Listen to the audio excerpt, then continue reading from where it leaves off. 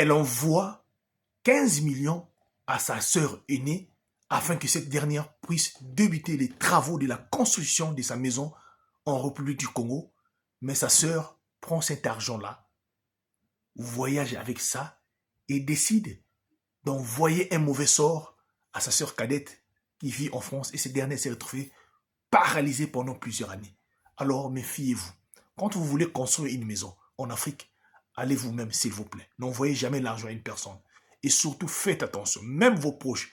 Parfois, ceux qui nous détruisent, ce sont notre propre entourage, nos frères, nos sœurs, le membre de nos familles, nos amis. Faites attention s'il vous plaît. Écoutez cette histoire-là. Surtout, priez sans cesse avant d'agir, s'il vous plaît. Nous sommes dans un monde là où le plus au monde. L'histoire que je vous raconte, c'est l'histoire d'Inès. Inès, une jeune femme qui est venue en France depuis 1990. Elle vit en France avec son mari et ses 2 enfants. Tout se passe très bien. Inès avait déjà pu acquérir en République du Congo, plus précisément à Pointe-Noire, un terrain qu'elle avait acheté. Non, elle n'avait pas commencé les travaux. Le terrain était neutre. Donc, elle avait tout juste clôturé. Elle vivait ici. Inès elle commençait à sentir que non, son âge s'avançait. Elle s'est dit, pourquoi pas commencer les travaux. Peut-être à la retraite, elle pouvait aller s'installer avec son mari, donc au Congo Latim HPH. Voilà. Elle décide donc de contacter sa sœur aînée qui connaissait bien la parcelle. On dit sœur aînée. Elle était prête à débuter les travaux de la construction. Donc, si elle pouvait l'aider, d'abord pour le début, le temps qu'elle se libère, elle finira par venir au Congo un peu plus tard. C'est là où sa sœur va dire non, pour l'instant, elle est disponible pour suivre ses travaux jusqu'à ce qu'elle-même elle va venir.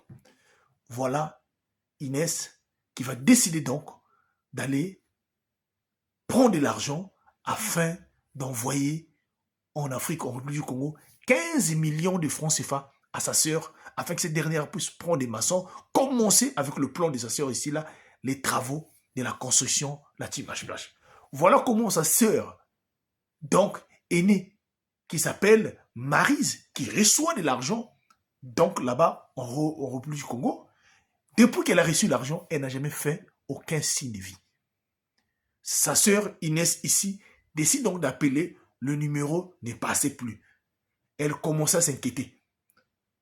Alors, voilà comment elle décide donc de rentrer donc en contact avec d'autres membres de la famille. C'est là où on va apprendre à Inès que ta sœur aînée, depuis hier, venait de voyager pour l'Europe. Comment ça? Mais où est-ce que Maryse a eu de l'argent pour venir en Europe? Au lieu que Maryse atterrit en France, Maryse avait eu le visa pour la Belgique, donc elle partait pour s'installer en Belgique. Sauf que cela ne s'est pas arrêté par là. Inès décide donc que les gens se renseignent si et seulement sa sœur avait commencé déjà les travaux, mais rien n'était fait, le terrain était encore neutre. Sauf que, après cela, après la recherche seulement de plusieurs jours, voilà comment, un jour, un bon matin, Inès va commencer à se sentir mal. Des vertiges, elle vomissait, les pompiers vont venir, on va l'amener à l'hôpital, sa situation de santé va s'aggraver. Elle va finir à l'hôpital, devenir paralysée des membres inférieurs de la team HPH. Inès ne se levait plus, elle commence maintenant à marcher sur un fauteuil roulant, la team HPH. Elle est restée dans cette condition-là, comme elle était paralysée, elle ne pouvait plus voyager, elle ne pouvait rien faire. Donc son problème de la conscience de la parcelle était en suspension. Son mari aussi ne pouvait rien faire. Voilà comment les années et des années se sont passées toujours dans la même condition-là. Un jour, comme on le dit, un jour, voilà comment son mari, qui va être visité par un de ses amis, ce vieux ami, qui est un prêtre, donc, qui va venir les visiter suite à une petite situation qui va arriver chez eux à la maison. C'est ce prêtre-là qui va découvrir la situation d'Inès. En arrivant sur place, quand son mari va présenter le prêtre à Inès, qui était sur son fauteuil roulant, le prêtre va savoir que Inès a été ensorcelée. Et voilà comment il va dire à mon mari, c'est votre femme, mais votre femme a été victime d'un mauvais sort. C'est de la sorcellerie si elle se retrouve dans ce fauteuil roulant comme ça.